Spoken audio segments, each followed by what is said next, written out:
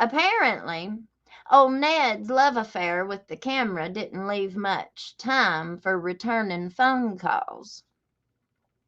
Sabrina told me she messaged him during his big run for Congress campaign launch and said, "I hope y'all are eating good down there, 'cause me and my son are starving up here."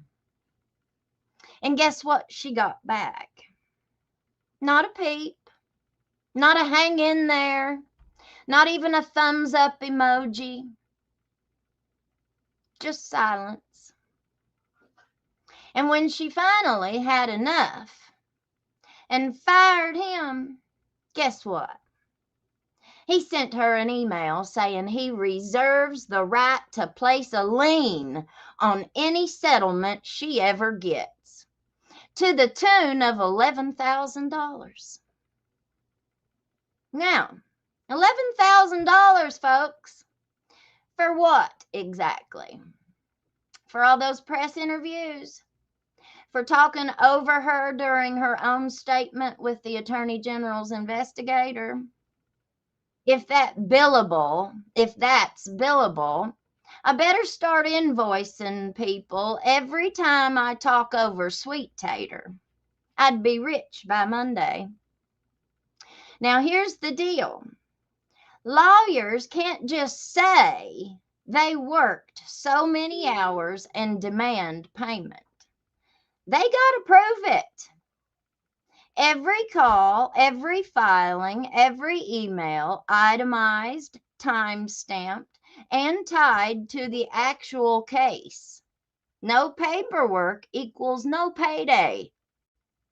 And unless media interviews now count as client advocacy, I'd say Ned's in the red. Now, here's where it gets murky. While Sabrina was fighting for someone to just listen, Ned was busy representing another familiar name, Scott Blair. Yep, the same Scott Blair who walked away with what folks are calling the plea of the century.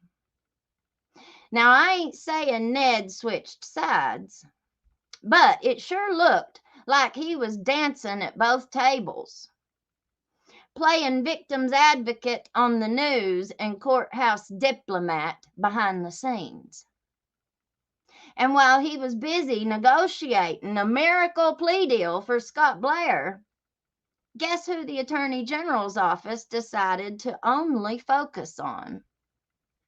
Ben Fields, the fall guy, nobody else. Almost like the rest of that rotten apple tree got hidden under the political compost. Now, let's not forget, Ned himself once called Judge Kevin Mullins' courthouse a brothel. But here's where the truth splits.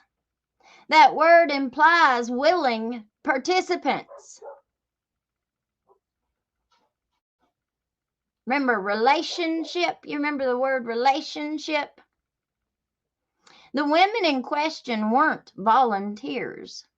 They were inmates, held under duress, traded like property, and punished if they didn't comply. It was not a brothel. It was a dungeon dressed up like a courtroom.